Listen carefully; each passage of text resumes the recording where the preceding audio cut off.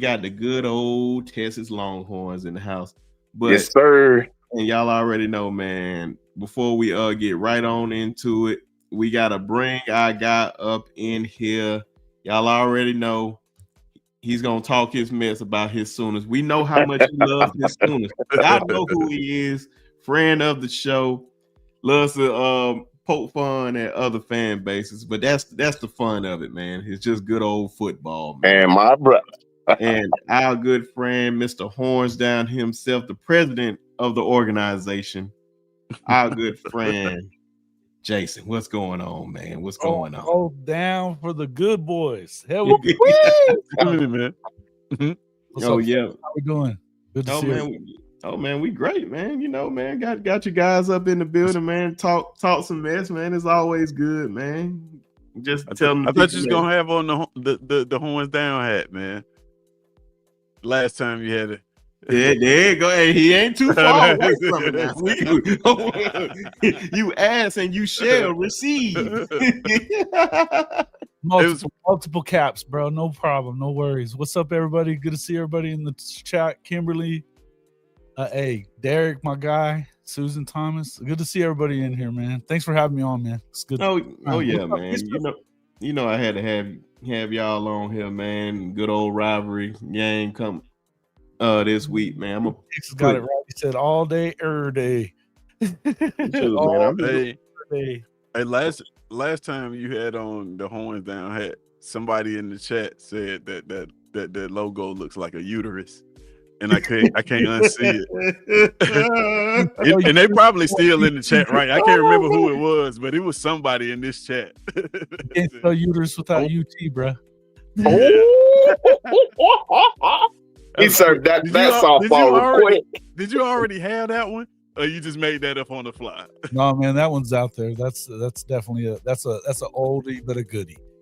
Okay. Man, y'all just bringing all the controversy over here, but I love it. I love good old controversial college football, man. But man, before we really get into it, and I'm gonna start with you, Jason. Okay. You know what? Since Bishop Frank came up here first, I'm gonna make sure I start.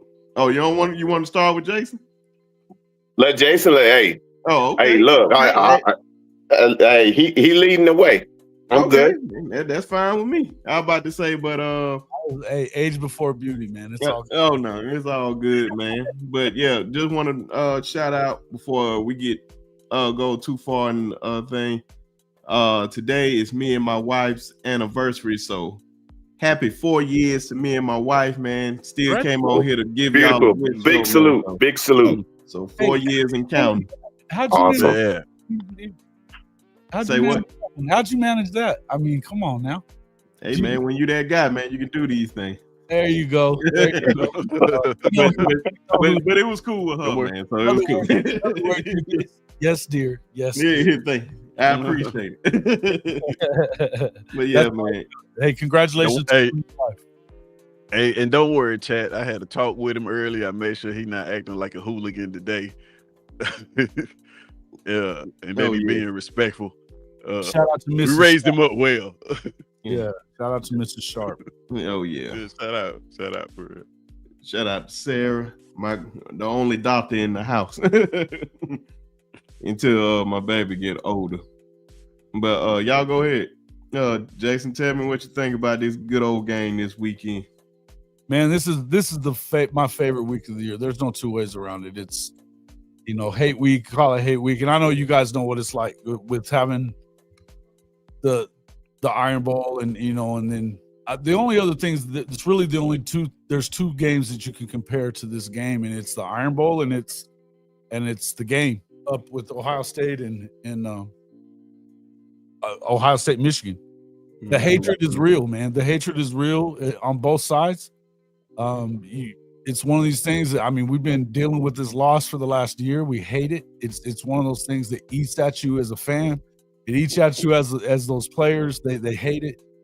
But Oklahoma's gotten accustomed to winning this thing more often than not, since World War II. So it's kind of one of those deals. So my deal is that I'm excited about this game more than I think I have been in a long time. And a lot of it has to do with, I saw somebody, OU ain't got their quarterback, so you don't know. Listen, the quarterback that's coming in behind him is really good. He's not as what I would tell you about Michael Hawkins. And look, I think John Mateer may very well be playing number one. I don't think that they'd be indoors practicing if they weren't trying to hide it in what they're trying to do. And there's a lot of stuff been leaking around for the last few days that he may play. I think if there's any possible way for him to play, he'll be in the game. Yep. That being said, where this matchup, where I feel good about this matchup, and I'll give this to Bishop Frank in a second too, is that where Oklahoma is very strong, is where Texas is very, very weak, and that's at that offensive line position. And the defensive line at Oklahoma, I mean, I don't mind saying it's the best in the country. I don't even think there's really a close one. So, to me, that means trouble for Arch Manning. You know what I mean? That trouble for Arch Manning. He's turned the ball over some.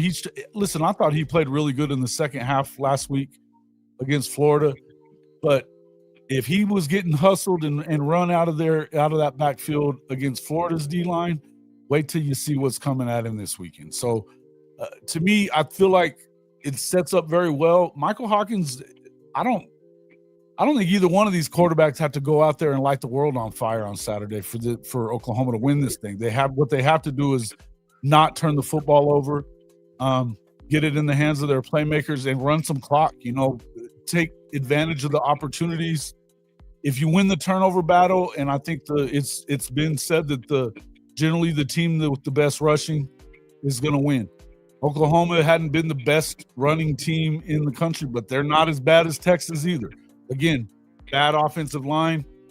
Oklahoma's offensive line's been kind of iffy at times, but I go back to the Michigan game where I know their D-line was considerably better, and they mounted a 9.5-minute drive to close out the game. Not let them get any closer. They basically put it out of reach. That was huge, and you've seen them do that multiple times. We're running the ball, but they're going to find ways to do it. There's enough weapons to get it done on the offensive side, but you're going to lean on this defense. That's what you're going to do. That's what you're going to do, is lean on this defense. And Bishop, what are your thoughts about? I mean, I would pass it to you. What am I missing here? Nah, you ain't missing much. They tried to gloat last year, knowing the prevailing situation before coming in, but they were right. Next man up. Well, now the shoe is on the other foot. So, hey, all receipts are coming due, fam. Yeah, and my thing too, I would say too, is like Stephen Hicks says, I don't know if Oklahoma wants their quarterback hurt again before Bama, and I would agree with you. We talked about this the other night, and that's a great point. To me, Texas is not the best team left on this schedule. And if we really believe that John Mateer is the key to Oklahoma going as far as we want them to go, being able to play for an SEC championship or play for a natty even, then to me, I feel like if he's not 100%, and by 100%, I mean 100%, I don't know why you would risk it. To me, I believe in, and I'll tell you 100% that I believe in what Michael Hawkins can do. Right. And his skill set is legit. He's an athlete. I mean, Tez, you saw what he had as a true freshman last year. He throws a good ball. He's fast. He's much faster than Mateer. What he doesn't have, he's just experience in this offense. That's, he's been getting better as it goes along. But I would tell you that, he had moments last week where he looked fantastic. He had moments where he looked like a guy that hadn't had a lot of opportunities, had a lot of reps. That being said, I don't, if I'm choosing between him and Arch Manning, I'm choosing Michael Hawkins, because he does have more experience than he does, and good experience, where he can break the game open on his own with his legs or his arm. We saw him layering passes when Jackson Arnold had 3 turnovers in the first half of the Tennessee game. He came in and brought them back to within they had plenty of chances to win that game as well. In the end, you're gonna have to figure, again, as I said, I don't think that this isn't a situation where you need to have either quarterback come in and set the world on fire and have a Heisman day. What you have to do is keep the ball moving down the field, run some clock, and take advantage of good scenarios that we expect that Oklahoma should be able to pull some turnovers. You take advantage of getting turnovers and put points on the board, make them pay for turning it over. Oklahoma wins this game, and I think they could do it going away. Not only that, understand we hang our hat on defense. We know in order to win championships, you got to be able to hang your hat on defense and make sure you have complimentary football and don't make mistakes. So right now, the bottom line is this SEC gauntlet is just that, a gauntlet. And in order to go and achieve our goals, we got to go 1-0 each and every week, starting with Texas. Yeah. That's what if we need them as bad as we need. I feel like we're going to have tougher games than this one. Yeah. Down the stretch. So if he's absolutely don't put him in, but I think they can win with Hawkins. And even if not, you have some level of leeway, right? You don't want to lose them. You don't want to lose the game by any stretch. That being said, though, even if you did, they're the ones with their backs against the wall. They lose this game, they're out of the playoff contention. And that's don't get it twisted. Oklahoma wants to put them out of the playoff situation. And everybody, y'all know, our good brother just stepped up in here. Excuse his tardiness, but he's all good, man. I love messing with my guy. Hey, our good brother from the Bama Standard, about to drop some hot knowledge. Our good friend and brother, Jonathan. What's going on, man? What's going on, fellas? Sorry, I was attending basically my brother, dude I grew up with. His birthday's today. My birthday's October 3rd, so we decided to celebrate our 40th birthdays literally together today. Oh, man. That's dope. 40 more years to go. No, man. Oh, man. 40 plus, man. Yeah. 40 plus. But no, what's up, fellas? Man, I love this week's slate of games, man. It's a lot of good talking points, fellas. A lot of good talking points. What do you think about the shootout? I'll be straight up honest with you. This one I went back and forth on for about 10 minutes. And I asked one simple question. Do I trust Texas's offense under Sarkisian more than I trust Minimal's defense? And I'll be honest with you, man, at this point, I don't trust Arch Manning. I don't trust the wide receivers getting separation at this point. They haven't shown me anything to where at least Oklahoma has shown me what they can provide. Obviously, Michael Hawkins is going to change the dynamic a little bit because he has obviously possibly better legs, right? So I think he's faster than Mateer, no doubt. Yes. My biggest question is I think more than anything, this is where Oklahoma is going to staple itself, not just by beating Texas. It's by Michael Hawkins showcasing how he developed possibly from last year to this year. I think that should be the main talking point, is how much has he developed from last year to this year. And it's going to be a huge selling point for him moving forward if he does. I'm not saying to leave Oklahoma, guys. I'm not saying that. But let's just say it's so stacked in that room, it gets, people get put to the back a little bit. He can showcase, hey, if I go somewhere else, I can be that dude for you. So, or be the dude, period, if Mateer leaves. Right now, they're expecting if Mateer can come back, he's expected to be a one and done here. They're projecting him as a first rounder, possible Heisman winner. If he plays in this game, he's still in the running to win the Heisman Trophy. If you do that, and that'd be the second time that Ben Arbuckle sent a guy in the first round of the draft. I feel like the more reps he gets, the better he's going to be because of his skill set. And look, this guy has done a great job with quarterbacks. I guess I would ask you guys what your thoughts are on it. I know that you never want to go with the guy that doesn't have the experience, but I've said this from the start of the year that I felt like Oklahoma had the best situation in the country if you did have an injury. You have a guy like Michael Hawkins that can step in and be legit. Go ahead. I'll let you guys take it. Is it his throwing hand? Yeah. Yeah, well, I don't see the issue in resting him. Honestly, just I know a lot of people were excited to get John Mateer. He was highly touted in the transfer portal. But like you said, Michael Hawkins, for what you guys do on offense, for what I've seen you guys do on offense this year, Michael Hawkins can operate that. Yeah. Like you said, y'all want to win with defense. Honestly, these teams are eerily similar. And I know that sounds weird to say with one team doing so well and one team not doing so well, but you got a situation where you got two good defenses.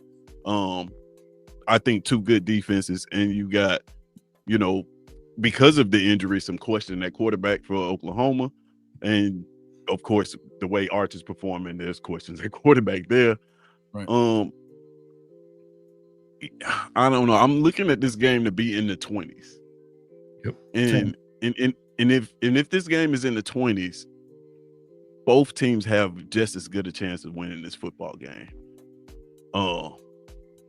I could see this game going either way.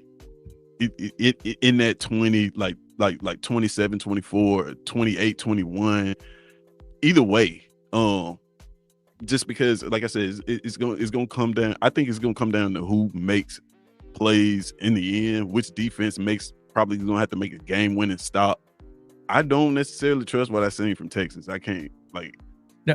that is the thing, is like I haven't seen them look good at all. But then when I look at the stats, I see 11 touchdowns. I see 1,100 yards from Arch. Yeah. I see a completion percentage that's decent, but then I also see that came against some inferior competition. I got a question for you, Taz. Sorry, I thought you were done. Are you done? No, go ahead. Yeah, go ahead. I was going to ask you, because I'm actually in agreement with you. If Texas gets in where does Texas, do you think their points come from? Do you think it's both? Do you think Arch is going to throw the ball? Do you think, you know what I mean? What is it going to take for Texas to get in the 20s? In other words, where do you think that's going to come from? I think in order for Texas to win this game, they got to score some points on defense. Okay, so defensive point. I got you. They gotta get some points on defense. And when I say defensive points, I don't just mean like, of course, the defense can score the points, but like their defense is gonna have to put them in some positions, some really favorable positions, so they can get some points. Oh, got you. Yeah. That's the only way I see it happening. Turnovers, you try to come. You're gonna have to. Yeah, that's it, because like both of these teams are gonna try to do the same thing, right?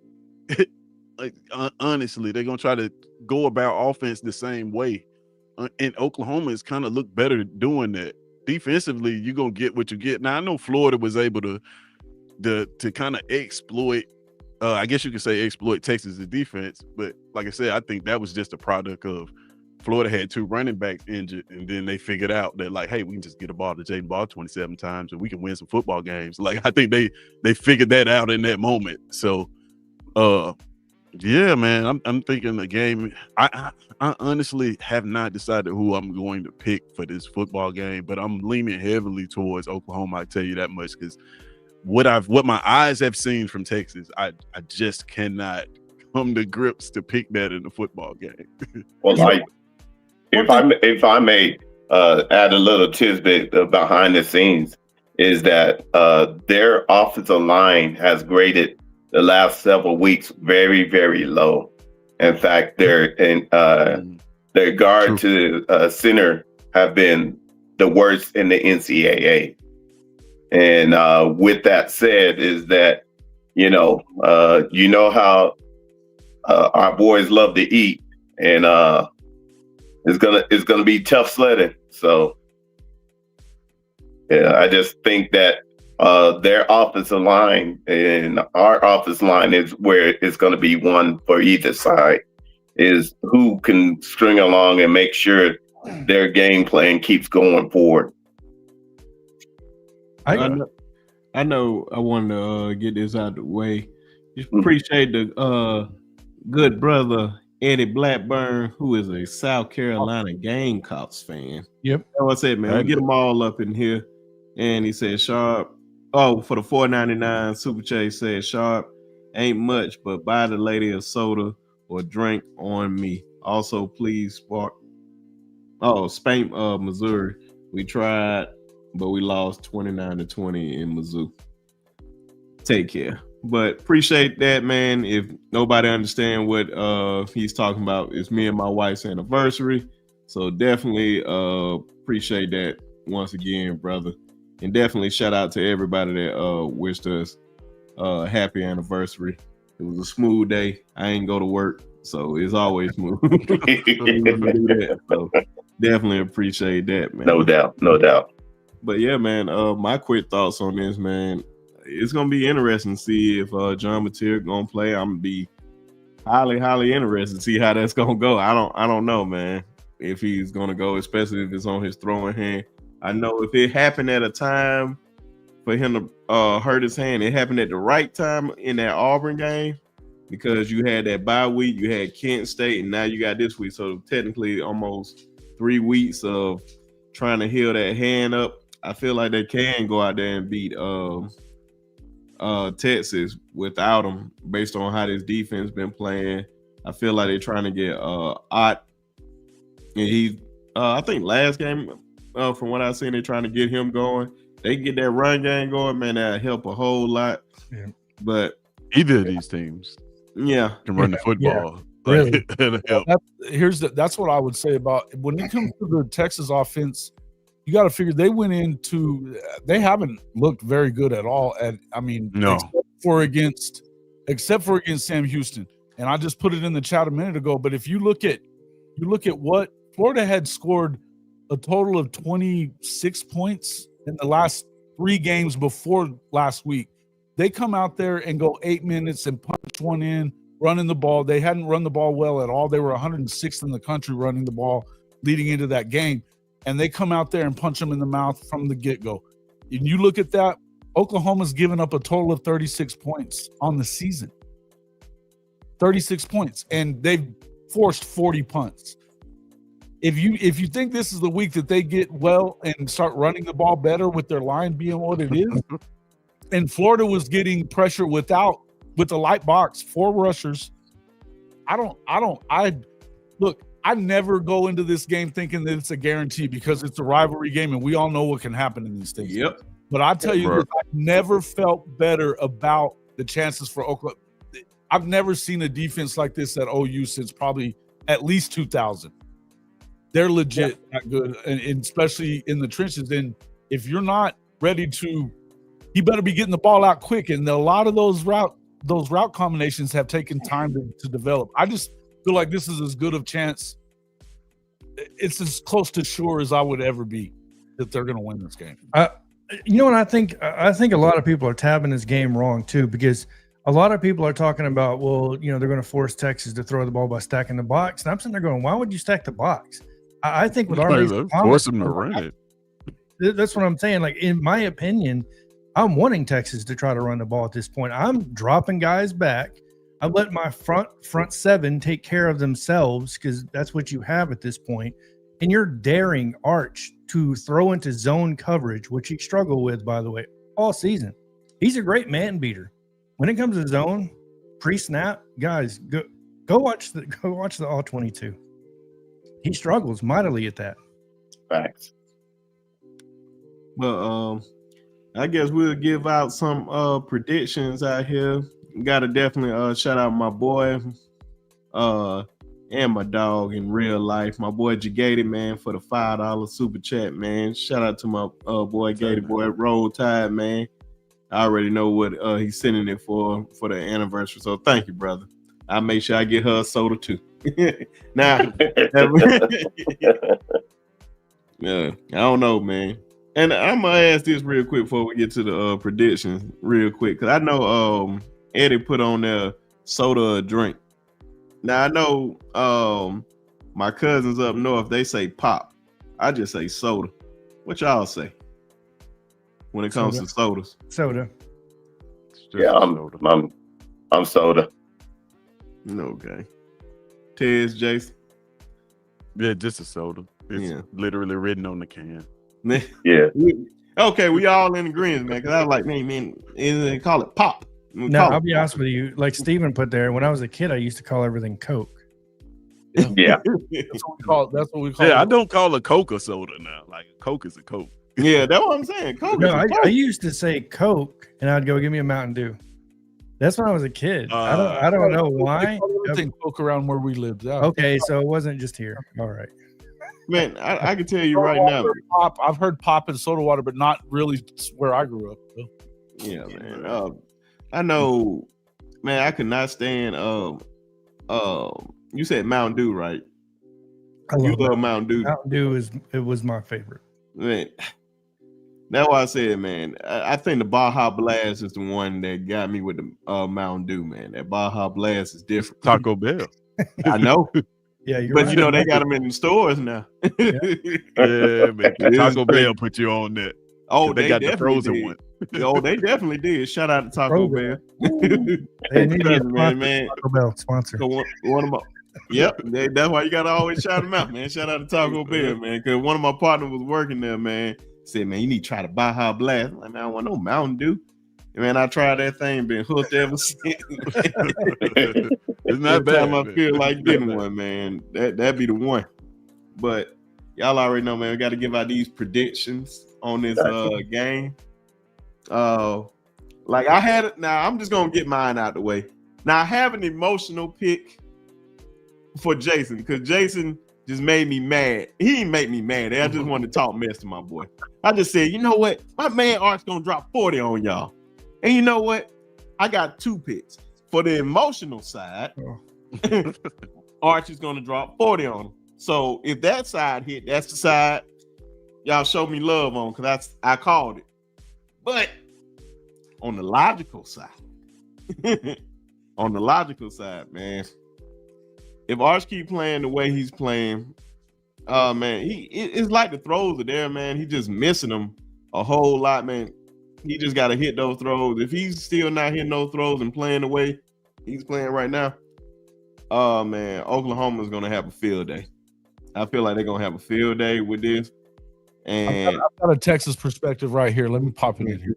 They could not move people on the goal line versus Utah. Shout out to Fanatic Perspectives, Steven. oh, shout out to Steven, man. Oh man, now that's one person that needs, man. I haven't. Oh man, I got to get Steven up here, man. It's been way too long. But yeah, man. But that's a funny sound bite right there. That was a good one. But I think I'm gonna take Oklahoma. I know what I text you, Jason, but I'm gonna take Oklahoma. If everything go the way I think it may go, especially with that trash offensive line, I just think because they're young, they just too young. But I'm gonna go Oklahoma 33, Texas 21. Ooh. Tez, you want to give your? I will. Oh man. Want me to go, Tess? I mean, if you want to, I can go ahead though, man. Go ahead. Go ahead. No. This game I think is gonna be like I said in the 20s. Oklahoma hasn't scored more out of the 20s this season, so I don't see them doing it this game. Everything in me logically is telling me to pick Oklahoma. But there's something about rivalry. It's something about this game that's saying Texas is gonna win this football game somehow. And I'm gonna go with that gut feeling, and I'm gonna go 27-24 Texas. And I am not confident in that pick. But it's something in me that's just saying like, yeah. Man, shout out to our good brother, Stank Ass Cat, man. Always good to have a brother up here. Salute. Dropping the big 100 ball. Man, you deserve this one. He's got his own money. And baby, when I tell you he's got his own money, I mean the boy has got his own money. Man, he got it, man. You got it. He said Boomer OU by 20, man. By 20. Ooh. Hey man, it can get wild. real wild out here. They allow it, man. So, and before we hey man, y'all showing out tonight. Shout out to my good brother Dwight, showing love, man. Gifted 5 people memberships, man. So if you end up getting a membership, please tell Dwight thank you. It's the least you can do. Yeah. And so thank you again, brother. Always being a good friend and supporter of the show. Thank you. But he said, and he named the squad. He said Sharpe Squad. I ain't even dispute him on that. I was just like, hey man, just go with it. So shout out to the Sharpe Squad, man. Appreciate you, brother. Sure. But Bishop, this shouldn't be I already know where you're going, but what's your score to this game, man? 35-3. Ooh, well, damn. 35-3. Man, damn. straight to the point. Okay, straight to the point. I like that. Jump. Shit. I agree with Tez on the points. 20. It's funny because I texted. You can ask Jason, Tez. I literally texted Jason earlier, 27-24 Oklahoma. But I think there's no way it gets out of the 20s. And I, like you said, I just don't see it getting into the 30s, right? Not with OU's defense. And I think, Brent Reynolds in this squad is not that's the problem I'm having basically this whole year with Texas fans is like, look at what we did last year. I'm like, this is not last year's Oklahoma State. I've already preached this 1,000 times, guys. There's not 7 injured receivers. The offensive line is tremendously better, right? Even with Michael Hawkins starting, this is still a much improved offense from last year. So to sit there and stare that down, and then the struggles that Arch is having with, I'll be honest with you, with the simple stuff. It's nothing super difficult, but you're just missing guys, right? So that are streaking down the field that are open. And I don't see how you go into this rivalry game and all of a sudden you correct this against that defense. Sorry, do not pass go. Do not collect $200. 27-24 Oklahoma in this game. Damn. Good brother James Richard. They got to make their way. We're gonna definitely talk about the Georgia Bulldogs making their way down to Jordan Hare this weekend. So stay tuned for that one too, James. Good to see you up in here. He got 24, 17. That's a good number right there. Yeah, that's a good one. That's really realistic. Fatty 71 said Manning getting sacked 9 times. I wouldn't be surprised. 11. I want to see it 11. So they're gonna break the record that they just broke. Please do. But I thought they took it back and only called it 9 sacks. Did they? I don't know. Give yours real quick, brother. My fault. Get that off our back, Arch, please. Yeah, no, I'm not quite to where Bishop's at, but I'm pretty close. 28-3 is what I got. And here's the reason, guys. Quite simply, their offensive line is bad. Oklahoma's defensive line, very good. They're going to struggle getting time to throw the ball. They haven't run the ball well. In fact, I think that there's Travion Wisner hasn't been. He looked like he was limping around to me, and he was hurt back.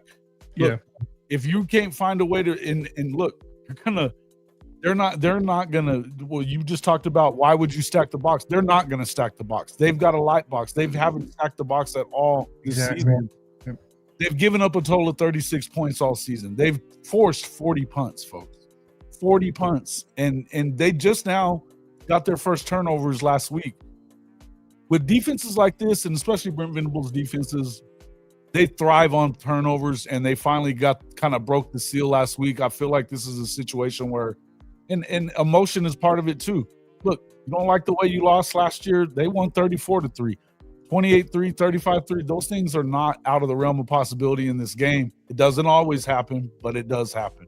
And this defense is liable to put them in some bad situations.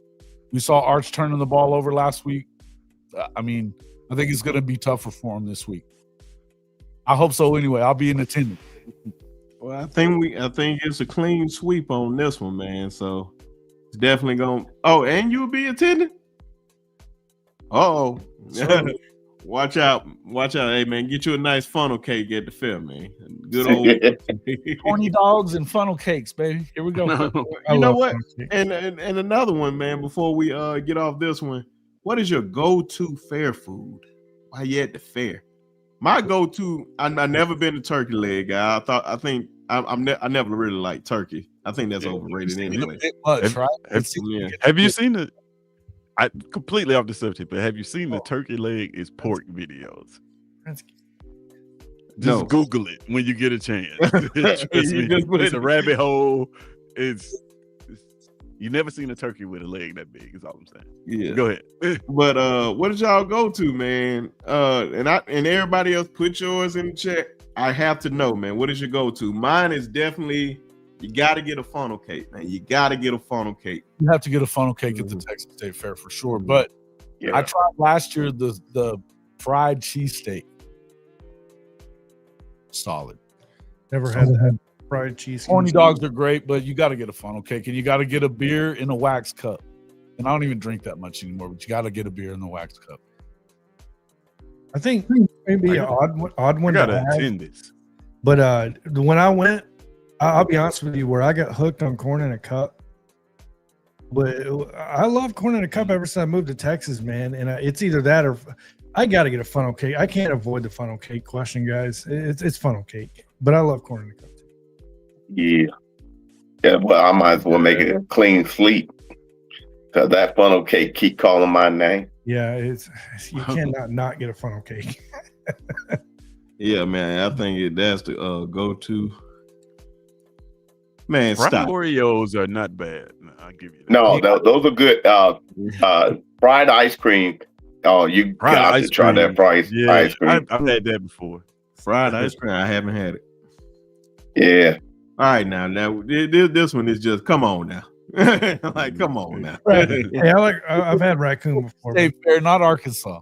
Hey, now nothing against Arkansas. I live in Hot Springs. Let's relax. Yeah, you got to get the cotton candy. Burgers and fries. Come on, man. Nah, that's not fair, man. It's the fair. Fletcher's got the best corn dogs, no doubt. They're awesome. Yeah. Stop by McDonald's on your way there. Deep fried.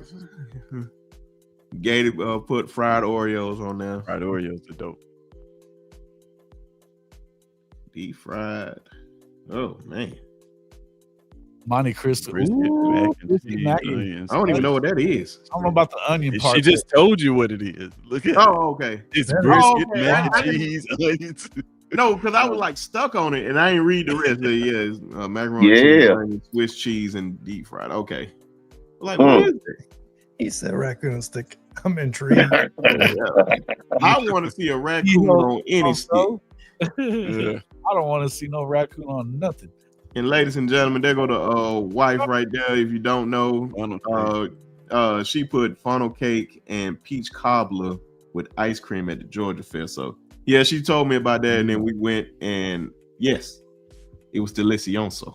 I really like that, man. There's so much good stuff at yeah, big salute.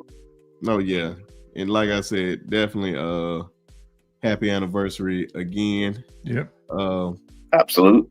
Yeah, but we got that one out the way, so y'all already know, man. Let's get this one out the way. Alabama versus Missouri.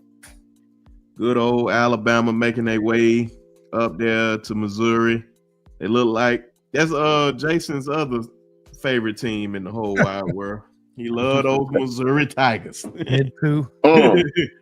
But we got I used to like Missouri back in the day because they had my twin brother Jeremy Macklin on there.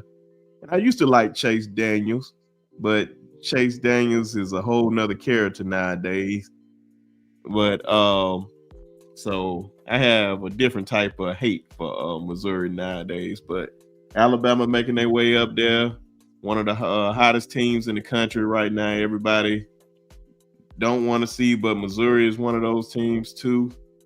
It should be a very, very interesting game, man. But of course, I'm gonna start with my boy John with this one, man. What's your thoughts going into this game? So precursor to everybody out there, they're just like Penn State to me. There is a bias here. I'm just letting you know that right out the gate. I don't like Missouri. I don't trust them. I don't trust Eli Drinkwitz. I never have. They don't win the big games. When they're put in the spot, they lose. Plain and simple. I'm done going against the trend. When there's a trend now, I tend to stick with it, especially in the gambling sense. So I like Ahmad Hardy. I think he's a really good running back. I think they got a really good running game. What I don't like is the fact that they played Gadsden State Community College for the deaf all year. Point to the South Carolina game all you want. It like I said, there's always an exception to the point, and that's definitely one of them if you go watch the game. Like I said, I think Pribula is a pretty good quarterback. I think the offense is pretty good. But every time we get on this hype train with Missouri, it comes crashing down every single time, and I'm done with it. Go look at their schedule, guys. Their schedule is not to be admired in the SEC. It's like Texas, in my opinion. Like, well, when you look at this, they played Central Arkansas, Kansas, Louisiana, South Carolina, UMass. They struggle with South Carolina, obviously. That was at home. Then they play Alabama, Auburn, Vandy, Texas A&M, Mississippi State, Oklahoma, and Arkansas. So in SEC terms of scheduling this year, once again, they get the easier schedule. Look, guys, sometimes you are a product of your schedule, and I'm tired of hearing it said otherwise. So, no, I think Ty Simpson is going to light that defense up. I think Ahmad Hardy is going to have some pretty big runs against Alabama because he is a damn good running back. I just think they're a little bit overblown. I think the quarterback's a little overblown when it comes to terms of talent, in my opinion, when you go watch the tape. So, yeah, I'm going to leave it at that. He did not beat out the guy, Drew Aller. Bro. If he was that good, would he have not beaten that guy out? I keep preaching the little things and nitpicking on this team. And I guess, like I said, it's a bias. They burnt me so many times in the spread. They burnt me so many times in big games. So that's the real reason. That's the real reason. It's an emotional response because when you pull out of my wallet, it's emotional at that point. So, earth over here. I'll leave my score at the end. They could not move people on the goal line versus UTEP. Oh man, beating Kansas is your high point. That's all I'm going to say. There you go. I'm with you. I listen. I made this. I took Oklahoma twice on the money line, and I looped in Missouri losing this game with the points. Hey, it's a big turnaround for me if I hit that one. So.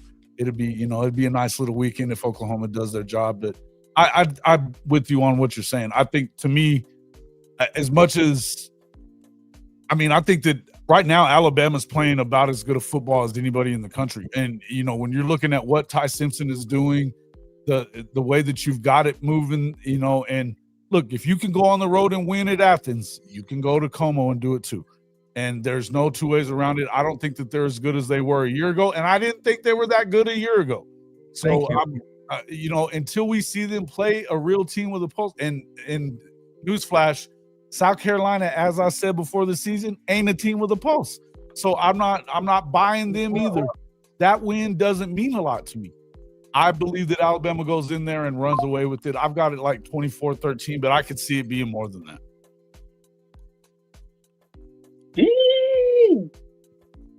Hey, I follow suit. I do not like Mizzou at all. Not in the least. And then on top of that, we gave the game away last year. We gave it. Just had to run out the clock, but we gave it. Bro, don't bring that up. I know. Okay, I'm coming back. 31-17, Bama. Oh man, he gave the predictions earlier. Okay. Tiz, what you think about this game, man? I'm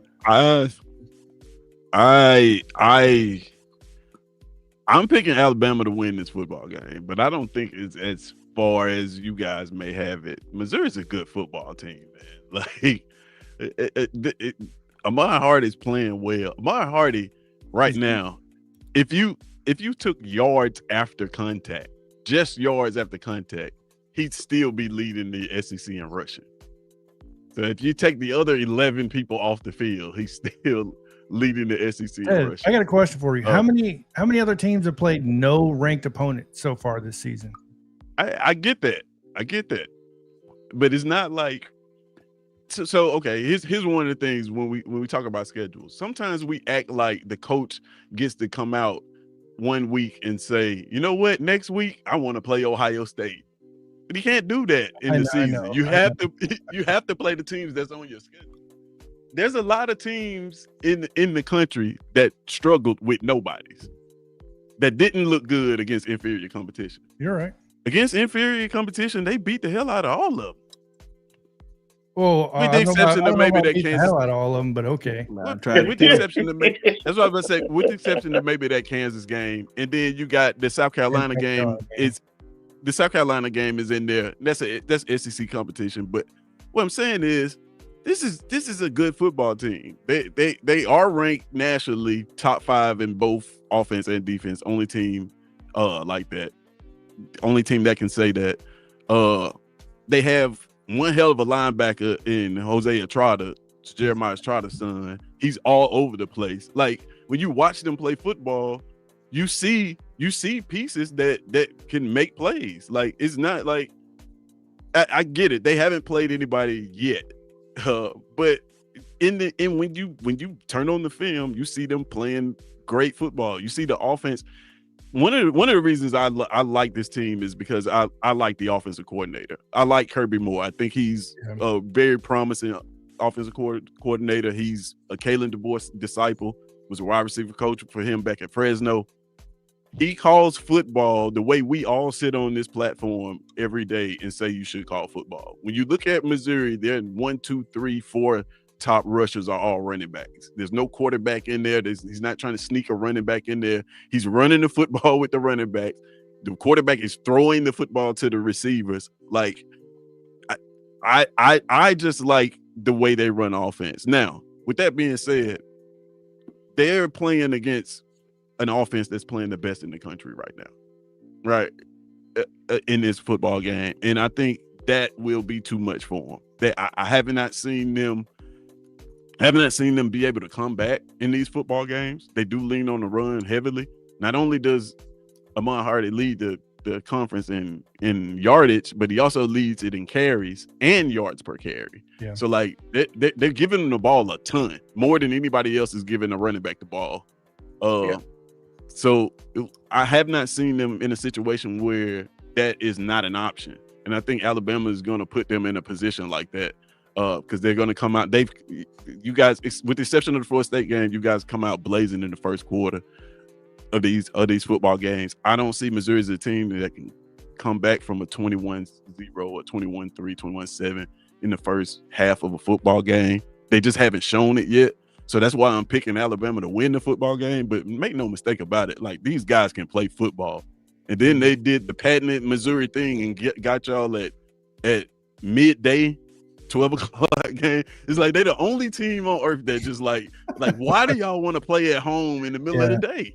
Like, I don't understand it, but you know, they are a good football team though. Is one thing. In all seriousness, I got a question for you, Tez. Do you think Kirby Moore interviewing for the Arkansas head coaching job will have any play to do with this game? Because he did interview for the job, by the way. I actually didn't know that. Yes, he already did the interview. Yeah, that's already been reported through On3. It's already been reported. So he did interview for that job. I didn't even know that. That's interesting. I didn't know that either. So I would love to hear so like as a coordinator, as a head coach. As a head coach, he taking as over a head coach. Yeah, and keeping Petrino as the offensive coordinator. So it sounds like it's a strong possibility. But yeah, I just want to get you guys' take on that. So, because in all respect, I really do have respect for Missouri, and I think they are a good team. In all seriousness, it's just I've been burnt by them gambling so much. I just have a natural, same thing with Penn State, by the way, natural disdain for them. So, we all been there. I look at them the way I look at a lot of these teams that they beat teams that they're favored to beat. Sometimes they never beat teams that have more talent than them ever. They just don't. And I mean, you know, they acted like they're thumping their chest about that Cotton Bowl win over Ohio State when Ohio State didn't bring any of their main guys that year. I mean, you know, they didn't care. They could care less about that game. Yeah. So, yeah. Kerwin. I struggle seeing it. He's such a dork too. The whole blanket thing and all that shit at A&M last year was such a clown move, and it's just that's what they resort to when they get a big game. He's calling in to talk to Kalen DeBoer in the press conference. I mean, come on. I do like Kirby more though. To Tez's point, I'll be honest with you. I know he's been there for 3 years. I didn't think he would already honestly be the guy though interviewing for head coaching jobs. So clearly people see the talent that he's elevating there in Missouri and Columbia. So for sure, but I'm interested to see how this is going to play out with him interviewing for that job though. How long has he been there? 3 years. You got to think about what was Mizzou before that. Back when Drink was calling plays. This is the problem I have is he was there last year when they put up this many points against Alabama. 5 years. He's been there for 5 years. And they lost 34-3 with a better team last year. Like they've been scorched a couple times. Kirby Moore's been there 5 years? No, he's been there 3 years. He's been there 3. Drink's been there. Drink's been there 5 years. So I don't know. It's a tough one. I kind of like the Ephraim's kind of spot on. I love these comments and this kind of stigma that's going around with Kalen DeBoer wearing the black hoodie. Like it's just basically your doom at this point if this dude walks in with a black hoodie. I got a question. What the hell did Drink think he was doing there? Like if maybe he wasn't gonna wear that, you talked him right into it. Because then they're like, oh yeah, he's like 8-2 with that. Yeah. Man, I don't care, bro. I love it. Like if you a coach and like, yeah, bro, bring the hoodie. Like it's competition, bro. Like it is. What is he supposed to say? He's worried about his wardrobe. Are you kidding me? I'm just saying. Entertainment. That's all it is. Don't wear the hoodie. Please don't. Man, what you want? Yeah, man. It is what it is when it comes to stuff like that. I never been the guy to just be like, oh man, yeah, I understand the record. Shout out to running on there, say 11-2 with the black hoodie. It don't really matter. Nick Saban wore a different thing. Yeah, I'm about to say, man, you either gonna get your ass whooped in that hoodie or you gonna win in that hoodie. It's gonna be one of the two. It don't matter what you in, man. It's just how you gonna go out there and perform on that football. Yeah.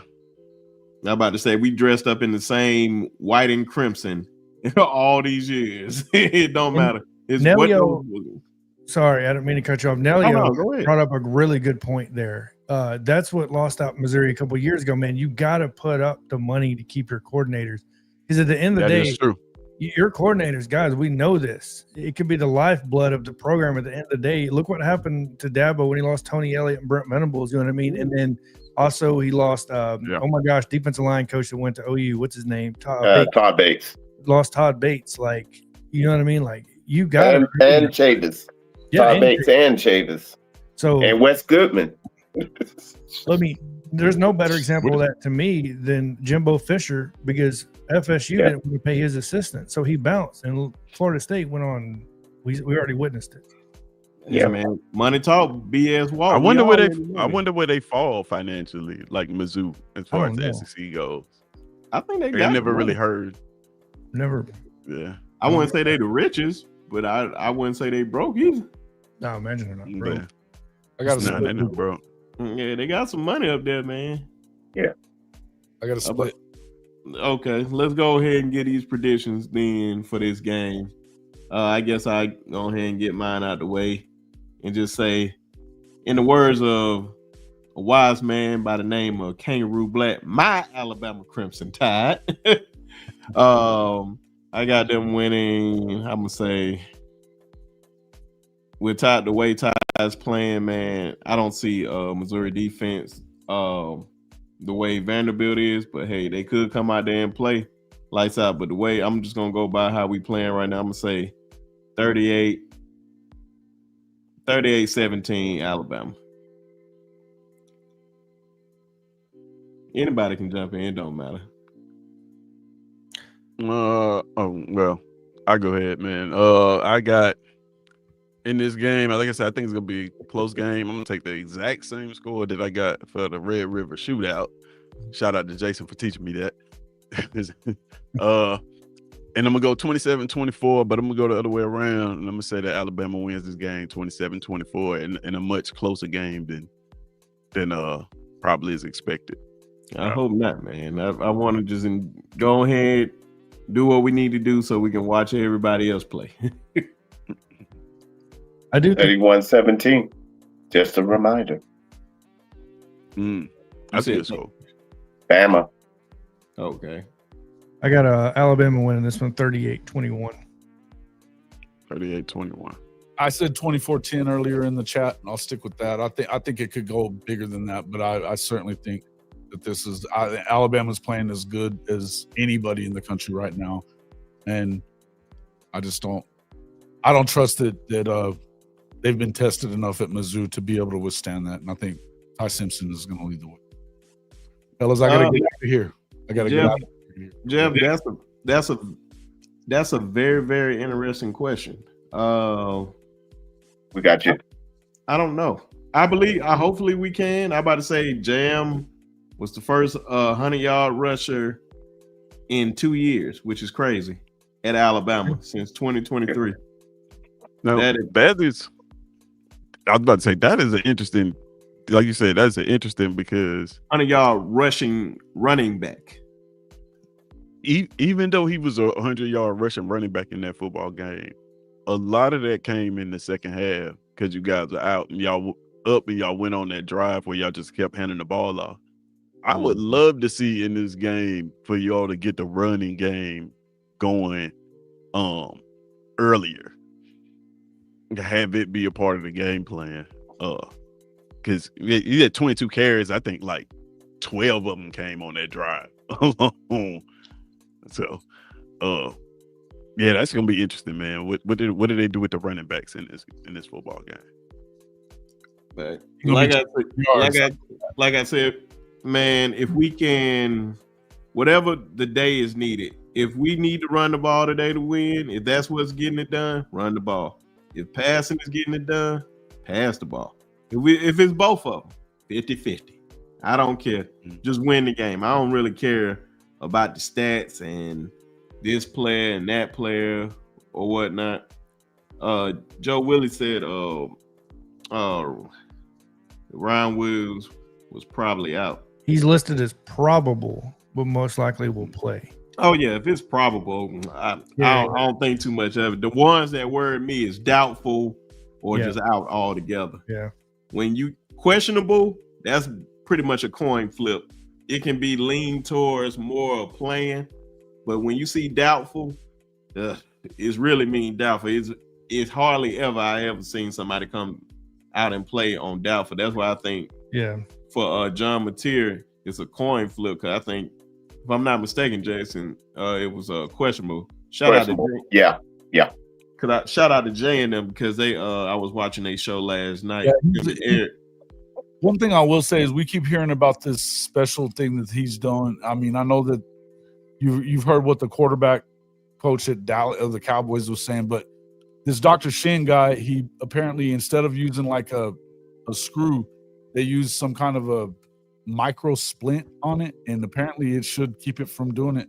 I've heard some stuff that, I mean, they've been inside all week, so they're definitely playing the game. They want them to believe, they want them to have to deal with, or prepare for both. I think that's obviously a smart thing to do, but and they're keeping him questionable. If he can play, I think he's going to play. I think that there's any possible way he can play. I would rather he didn't, but you think it's like a break in case of emergency situation? Like maybe he doesn't start, but like if the game goes a certain way, he comes in type deal, or could be. I've heard some different stuff though. I've heard that that he's been practicing this week, so that's what I've been hearing. Yeah. But again, there are a lot of different things. But even the big, your Pete Thamels and those guys are getting information that says he's going to play. Look, there's a lot of smoke for there not to be any fire. You know what I mean? So we'll see. Sure. I would rather that they saved him for if you really feel like you got to have him to get where you want to go. I think you got tougher games down the road. It's a game time. I see. That Dr. Shin stuff is hilarious too on Twitter, right? It's good stuff. I laugh at that a lot. I Yeah, think they man, win equally, though. it's gonna be interesting, man. Just see how it's about to go with that game, man. I really don't know what's about to happen, but I know for y'all, man, it's gonna be a game time decision. It's pretty much set up that way. Yep. But I I don't gotta know. on the way out, I'll throw it out to Sean Onikuno, our guy, Oklahoma guy. Just a little shout out to him. The brand has finally returned. Fuck your brand. F them trees too. See y'all later. Yeah, all right, brother. Appreciate you coming through, man. All right. But yeah, y'all, man. Jason had to do another show, but we got a couple more games to bring up, man. Like I said, man, it's been jam-packed this week for college football, but I don't know which one y'all want to start with. Texas A&M in Florida or Georgia and Auburn? Which one, y'all?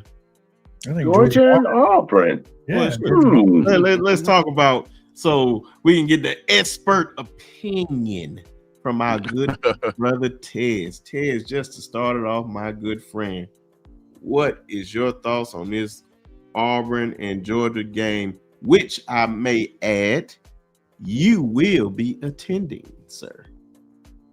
Yeah, I'll be in the building.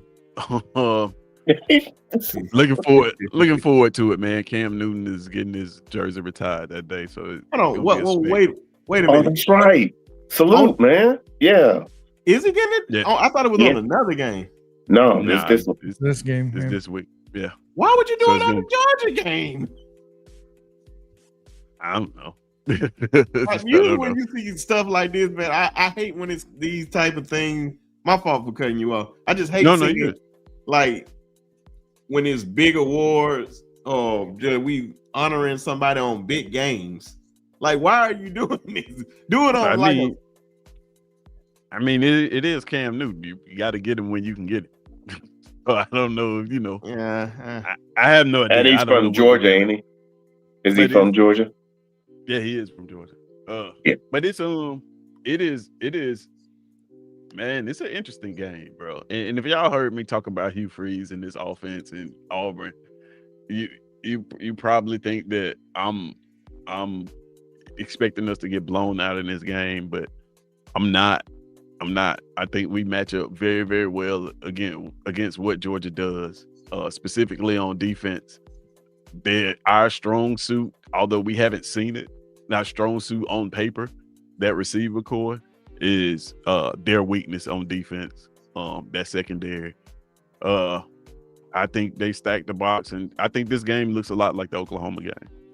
Just to be honest with you, I can see them stacking the box, keeping us from running the ball, and Hugh Freeze is gonna have his opportunity to call up those shots again, and it's just a matter of they can hit them or not. I think with everything's going on, they make those plays. I'm picking Auburn to win this football game, believe it or not. As a lot of people are in the country, Georgia's.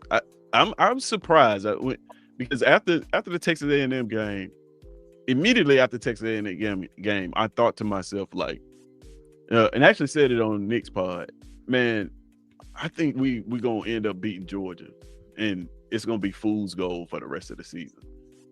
Because this game is just a matchup that just works well in our favor, and I don't think Georgia is the Georgia of old. But I did not expect all the betting lines to say the same thing. I was extremely shocked to see this line move down to 3.5, which is kind of crazy when you think about it. Yeah. But I think everybody is seeing the same thing that I'm seeing, and that this Georgia team can be taken advantage of. They are extremely vulnerable, especially in the passing game. And what we want to do on offense is go deep down the field. And defensively, we're playing as well as any team in the country. It's just a matter of the guy in the headset. Execution. Can we protect the quarterback? Those little things. If we can do those things, we got good as chance as any. If not, then you'll see, what. I'm not even gonna say you'll see a blowout, because what's crazy about it is, as bad as we played we lost the game by 6. We lost the other game by 7. We're not getting run off the field. And we're playing extremely bad. We took 10 sacks in a football game, turned the ball over twice, and lost that game by 7 points. You think about that. Like, we got absolutely nothing from our offense against Texas A&M. Like, absolutely nothing. 1 first down in that football game. We lost that game by 6 points. 2 field goals to be specific. Like, not even a touchdown. 2 field goals to be specific. So this defense plays well enough to keep us in football games. It's just a matter of, can we hit big plays or not? And I think this is, with everything going on, Cam Newton in the building, this is the game. These are the games that Hugh Freeze wins. Holler at me when we play Missouri. I may it'd be something different. But right now, I think we win this football game. I doubt that. I doubt not that last point, but the point before the last point. You say you'll think a little different. I don't think so. But I'm gonna put that in the memory bank. No, okay. No, I'm talking about when y'all play Missouri. That's what I was talking about. I don't like our matchup against Missouri at all. But you can go ahead, Bishop. Yeah, I was looking at this. When you break down the film, if Jackson can finally stop patting the baby and just trust the process, at least on route 1, route 2, and make a decision, it'll vote way better for you guys. But once again, I see it as 17-15 Auburn. Ooh, so you going with the upset early. Mm-hmm. All right. John, my brother, what's your take on this game? And I want to throw out some news. Jason texted me and said they put John Mateer as probable for the game. So that's pretty much he'll play. He'll play. Playing. Yeah. So shout out to Jason for that info, but my fault, John. Appreciate it. No, you're good. So I do like the line on this game as far as Auburn's going to keep this game close. Auburn's defenses look too good, in my opinion, against A&M, against Oklahoma, that game. Like, I just don't see a way where Georgia runs away with this game. I know everybody wants to hear that Georgia's going to blow them out and everything else. I've watched too many games played on the Indian burial ground to know that Hugh Freeze is going to come out there with a game plan. Yep. Know that, that magic's going to happen and all that great stuff, and Cam Newton's going to show up. And to your point, Brinsky, Nick Saban Field was named against Georgia, by the way. When we played Georgia last year, that's when they renamed that field. So it seems to be the moving trend to have it on these big games now, to be honest with you. Yeah. But to your point, Taz, man, it's hard for me. I struggle finding a way for Auburn just to win the game, in all opinion. If you was to put almost, I don't know, I just don't trust Jackson Arnold to beat Georgia. That's my biggest problem.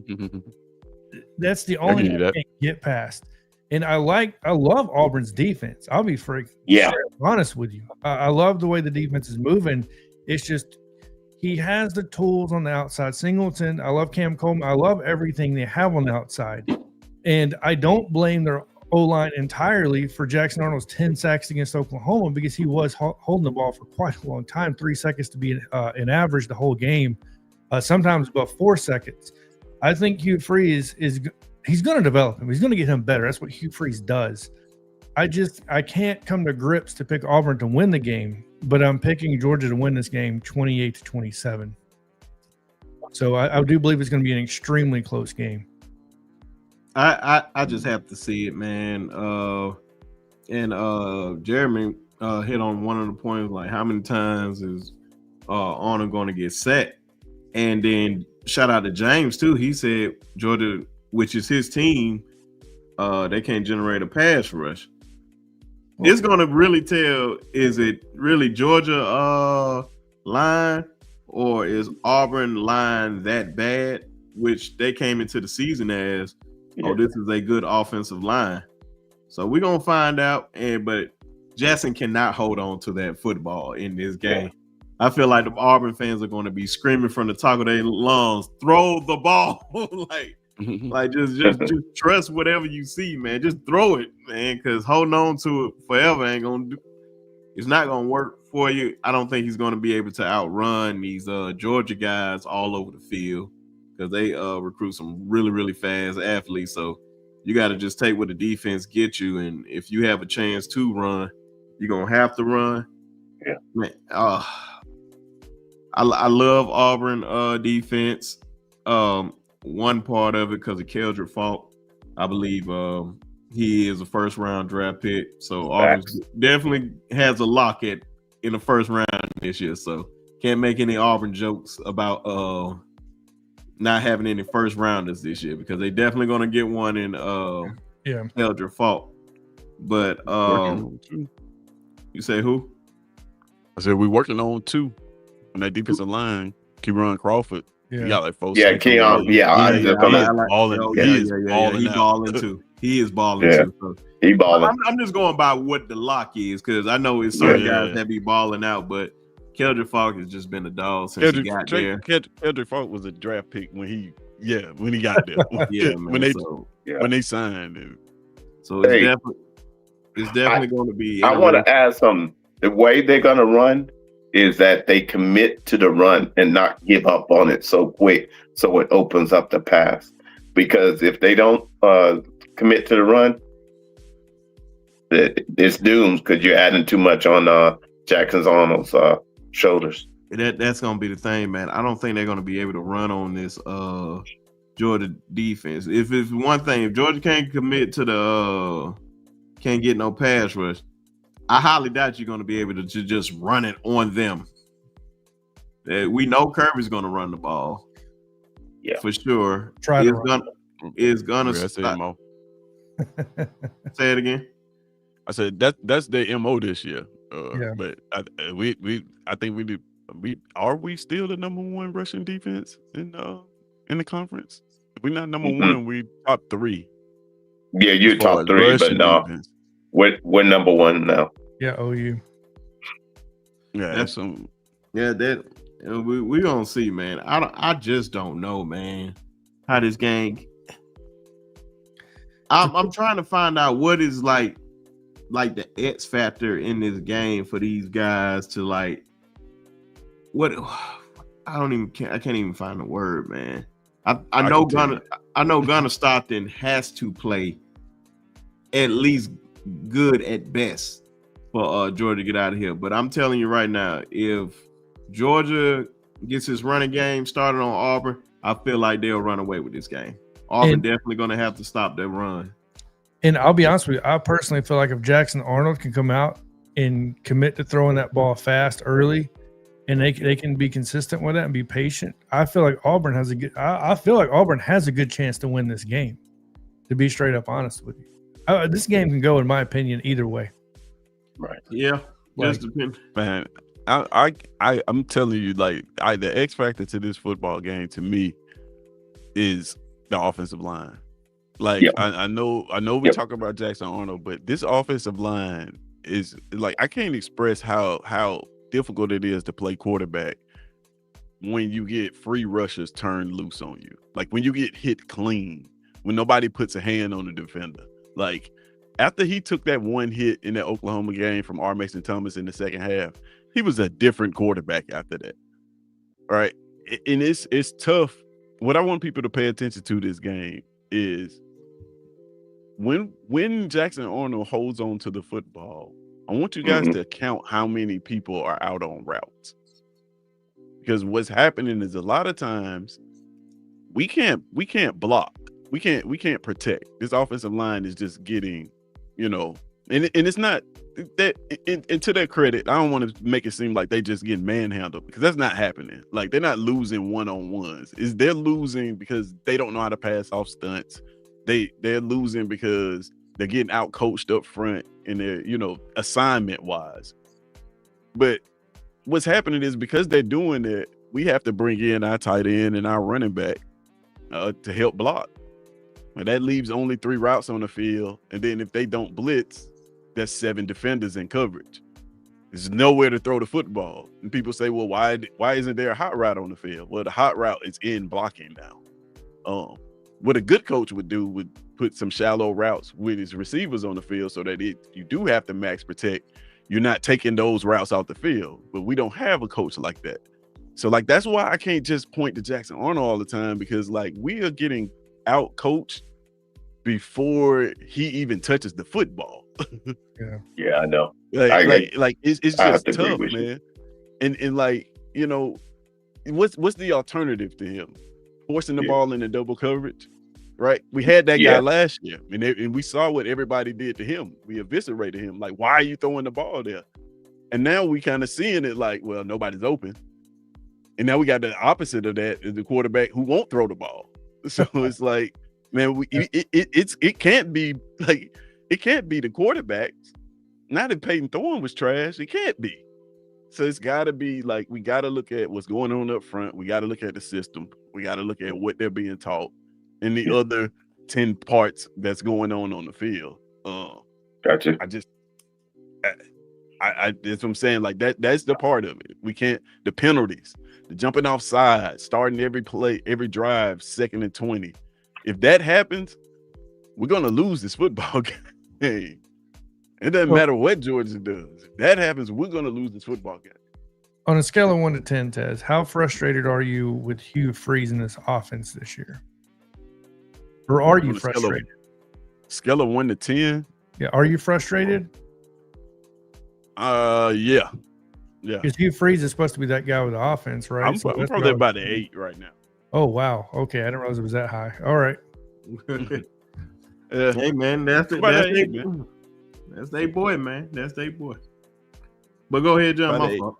No, that's all I wanted. I just wanted to ask him because I just wanted to get his opinion. Because, like I said, I'm not hating on the dude or nothing. I'm just trying to figure out the gauge of where Auburn fans are with Hugh Freeze. Because, like I said, I love the defense. Like, if you would have told me Auburn had a really good defense and Hugh Freeze is there doing his thing with offense, bringing in the previous 5-star Jackson Arnold, moving on from Peyton Thorne. I was never a fan of Peyton Thorne at Michigan State, to be honest with you. And then he comes down there and I would have thought by now, like, okay, he's on to his second quarterback transfer. This one probably should improve quite a bit, and then just seeing it play out the way it is this year. So that's what James just said, right? Like I said, I'm about an 8. If this happens again, I'm gonna be at a 10. So to answer your question, am I frustrated with it? It's about an 8. It's going to shoot to a 10 if he calls a good game and we win this football game. Believe it or not, I'm gonna be even more frustrated with him because now I know that you can do it. He was just like, no, I don't know what you were doing these other games. If you call something capable and it looks like comparable football, I'm gonna be like, man. So we just lost 2 football games because for what? That's the frustrating part about it. We win games like this. Well, let's give our predictions to this game. I like always, since I'm talking, I'll go first. I'm gonna pick Georgia to win in this game, but it's not gonna be like, yo, they just gonna go in there and just blow out Auburn, man. That they got that rabbit's foot in that stadium, man. And I don't know where it's at, man. They one of the toughest places to play in college football, whether they good or bad. But I'll give it to Georgia 27-20. I'm gonna give Georgia 27-20. Ted. Man, like I said, I expect them. I expect the first play of the game to be a play action deep shot from Hugh Freeze. Like, if you thinking that this is the game where he gonna call all these runs, you sadly mistaken. Like, he finna try to put up some fireworks. And I'm gonna say we hit on those deep shots early, so I'm gonna give us 28 and 28-17 Auburn. I'm sticking with my prediction at 28-27 Georgia. Yeah, 17-15 Auburn. Okay. There's a lot of mixed reviews on everybody. Some folks picking Georgia, some folks picking Auburn. I like that. That's how you know it's gonna be a good game When Yeah. people just like when it's like that, and going back and forth, it's not the overwhelming favorite for anybody. But I know it's gonna be a tough game in there, regardless. But we're gonna see how it goes. But the final game that we're gonna touch on, which I think is a very, very interesting game, is this Florida versus Texas A&M. The good old Florida Gators go on the road after picking up a big win against Texas and the Golden Arch. Well, Golden Arch and the Texas Longhorn. I'm gonna start calling them that until they start winning some games. But man, it's gonna be very, very interesting to see what Billy Napier, what type of game he's going to call in College Station. Another one of those places you do not want to play on the road. Do anybody know the time for this game? It is I think it's a night game. 6 p.m. Is it? Yeah. Yeah, I think it's the night game, bro. Yep. 6 Yeah, p.m. they about to act a fool. They about to act a fool in there then. That was one of the things that a big factor for me picking this game, man, because I was like, man, if they play at night, they're gonna give DJ Ladway everything possible to just scream to the top of their lungs. But what's y'all thoughts on this game, man? I think it's gonna be a real tough game for the Gators. Of course, Billy Napier playing for his job. We all know that, and I don't think he's gonna make it out this gauntlet that he got to go through. But anybody can go first. Don't like anything about it. I'll be straight up, frankly honest with you. I think that I think Florida winning last week, beating Texas. I don't see that being a momentum shifter for Florida. To be completely honest with you, you're going to A&M, you're going to Kyle Field, and that's one of the loudest, if not the loudest. You know what I mean? Obviously, I'll put that up against Death Valley, LSU, and places like that. It's up there, man. I've been there 100, and they had 109,000, I think, their last game. It was like the second most in school history, something like that. They're undefeated. Mike Elko is showing out, in my opinion. I don't see them giving Lagway a chance in this game. Jaden Baugh, people are just now figuring out Jaden Baugh is one of the best running backs in the SEC, something we've been preaching on this panel for all year, to be completely honest with you. So, yeah, no, I don't see Florida marching. I don't see Napier surviving. I'm not saying his job, but I'm saying I don't see this team surviving this gauntlet of games. And I'm sorry, I just don't see them beating them at Kyle Field. Plain and simple, Texas A&M's front seven is the real deal, folks. Like, it is real. They get some dogs on that defense. If Marcel Reed can somehow figure out how to be consistent, he'd be up in that Heisman conversation, more in it. You know what I mean? I preached on him at the beginning of the year, hoping he'd be in it, and he's kind of fallen off with the inconsistency. But and Craver and these cats, like, they got some dogs there, man. They got some dogs on that team, and I just don't see how Florida can go in that house with that team still in shambles. I don't care what anybody says. One game does not fix your team. It doesn't all of a sudden just get magically better. So I'm sorry, the matchup to me is just completely terrible. But when I look at it from that perspective, I'll leave it at that.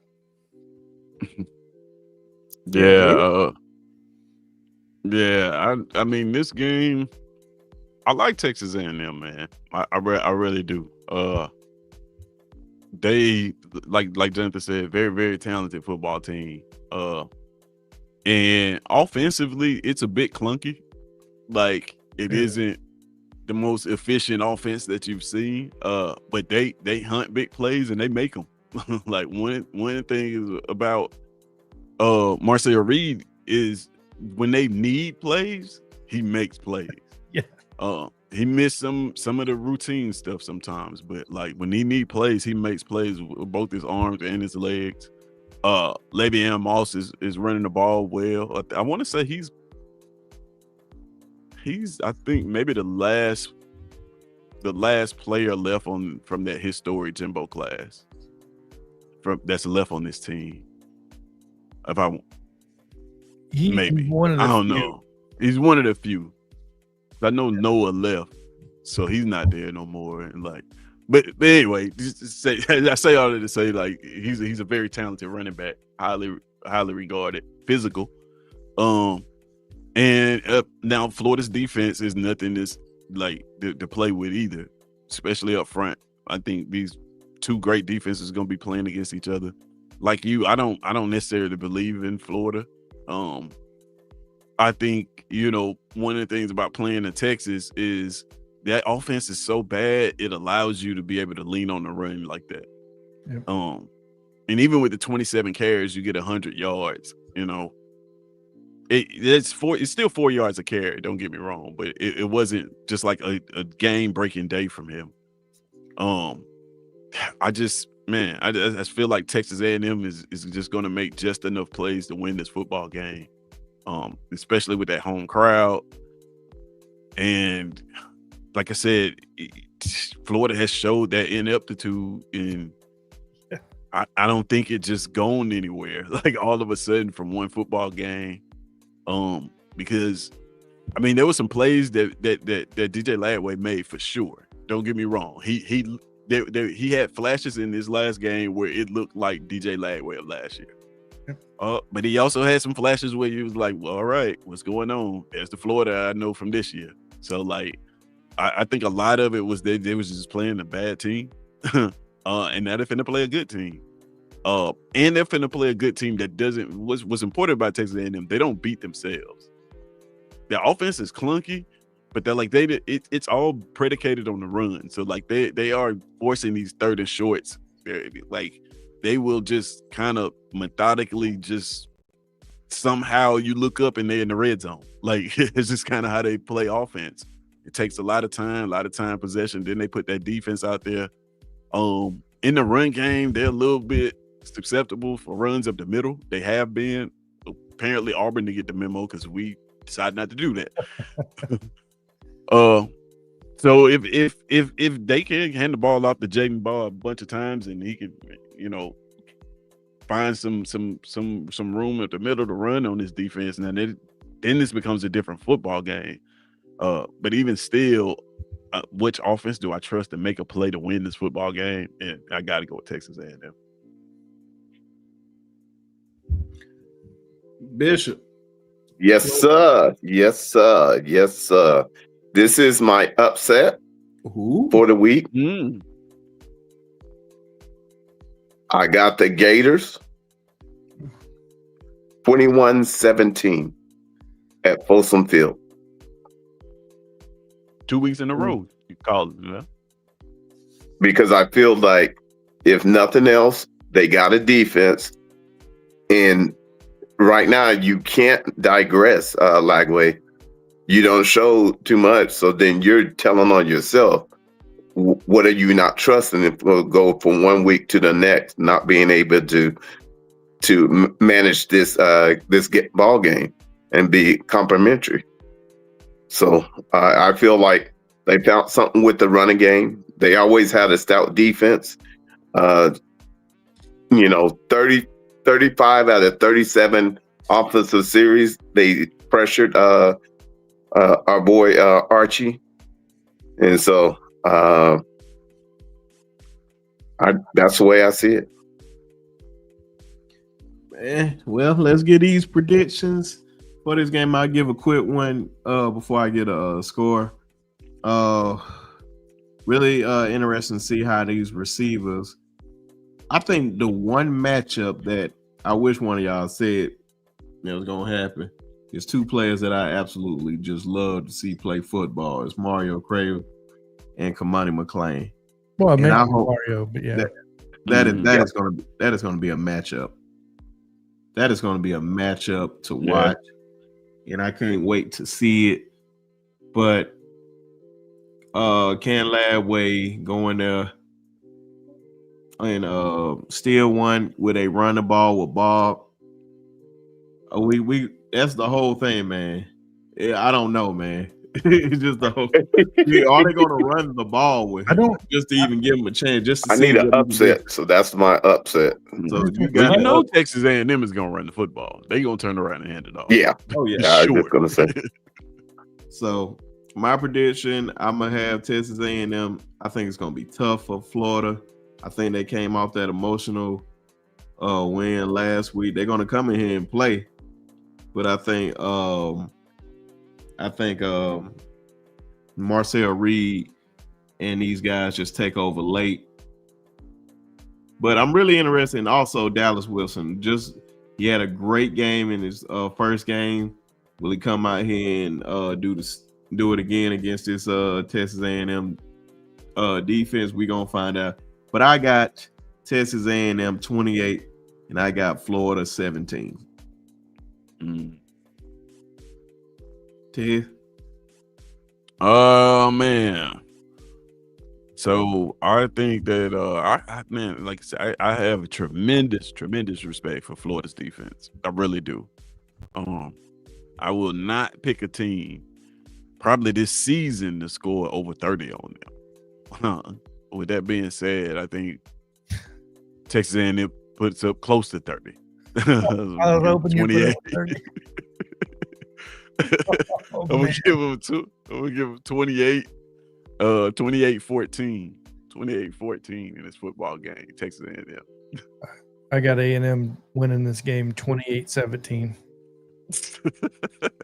It's man, I want to go over 30, but I respect Florida's defense, and I respect Cormani McClain. I can't remember the cat on the defensive line. Stud, I can't remember his name. Defensive tackle. Caleb Banks. There we go. Caleb Banks. A dog. Yeah, no, absolutely. Shout out to Herman Raj, by the way. You guys getting on here? Oh yeah. In fact, you're funny. Appreciate you guys jumping in, obviously. But yeah, y'all, man. That's all the games this week, everybody, man. Appreciate the brothers coming up in here, showing love as always, man. Appreciate them. Thanks for having us. As always, man. That's what I said. Can't wait to see how these games this week go. It's gonna be an interesting week, man. I don't know what the light button is looking right now, what the lights look like, but I know we need at least over 50, as many people as we had up in here. I think we have, because we about to end the show, so make sure you guys hit that like button before you get up out of here if you ain't hit it. But definitely shout out to these brothers, always showing love. Oh yeah, and of course Bishop saying horns down. You already know, man. When it's rivalry week, man, just know. I know we got Oklahoma coming up, man. That's just talking mess and all that. But when we see Auburn, I don't know, Tess. I don't know. You don't know what? I don't know. You don't know me. I don't know you, brother. Can I answer? You don't know me? Go ahead. Ephraim says Indy and Oregon question mark. Oh yeah. I'm just gonna talk about it or not. Do you want to talk about it or not? Because I'll give a real quick take on it. I don't believe Oregon's way too much for Indiana. Sorry. And they playing at Eugene, are they? Yeah. And RIP Indiana. Too much to too little.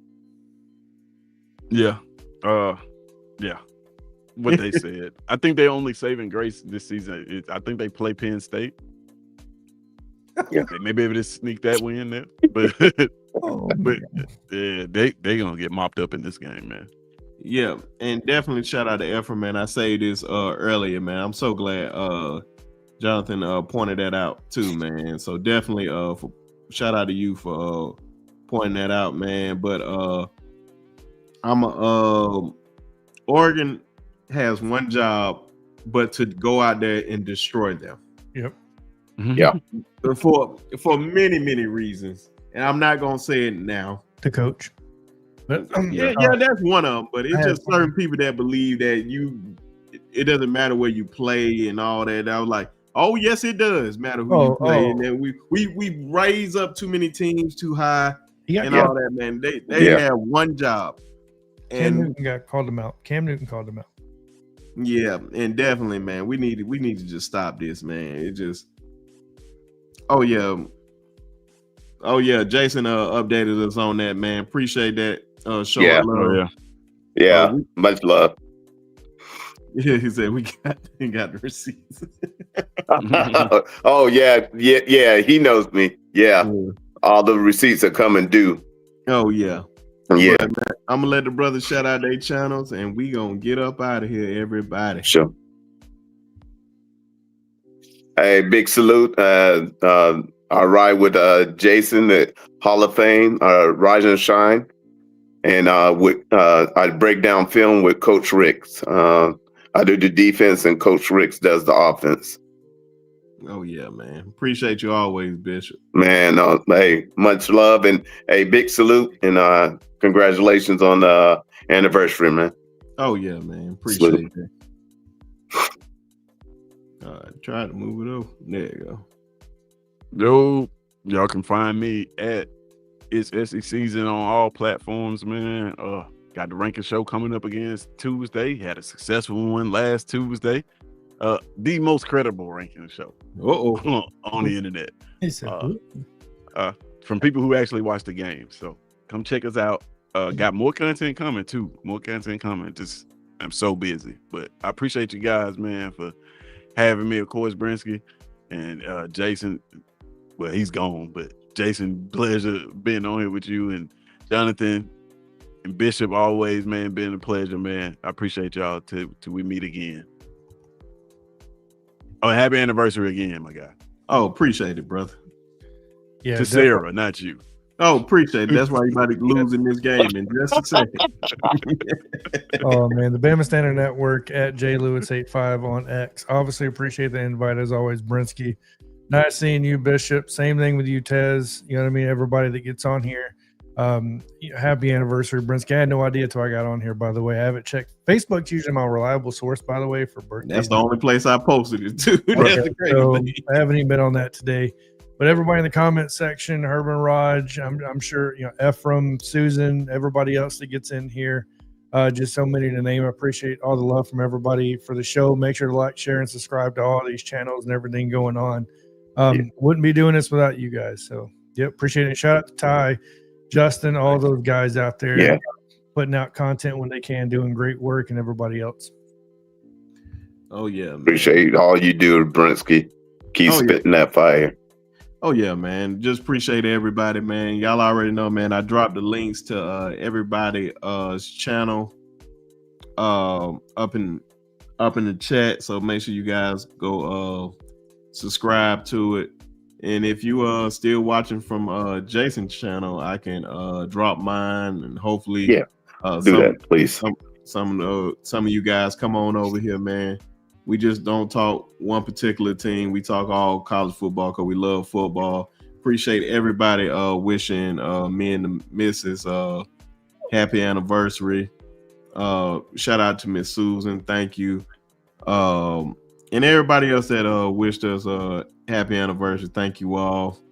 Like I said, make sure you subscribe to the YouTube Sharpshooter Sports Talk on YouTube and TikTok.